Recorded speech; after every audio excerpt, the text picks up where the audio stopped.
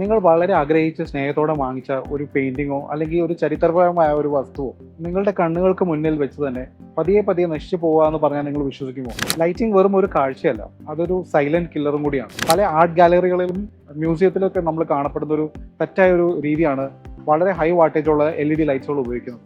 വർഷങ്ങൾ കഴിയുമ്പോൾ ചിത്രങ്ങളിലെ നിറം മങ്ങുന്നതും ഫേഡിങ്ങും പേപ്പറുകൾക്കോ അതിൻ്റെ തുണികൾക്കൊക്കെ ഡീഗ്രഡേഷൻ സംഭവിക്കുന്നത് നമ്മൾ ശ്രദ്ധിക്കാറില്ല. ഒരു ആർട്ട് വർക്കിന്റെ മൂല്യം അതിന്റെ ഒറിജിനാലിറ്റിയിലാണ്. അത് നഷ്ടപ്പെട്ടാൽ പിന്നെ അതിൻ്റെ ഒരു മൂല്യം നമുക്ക് കിട്ടുന്നില്ല.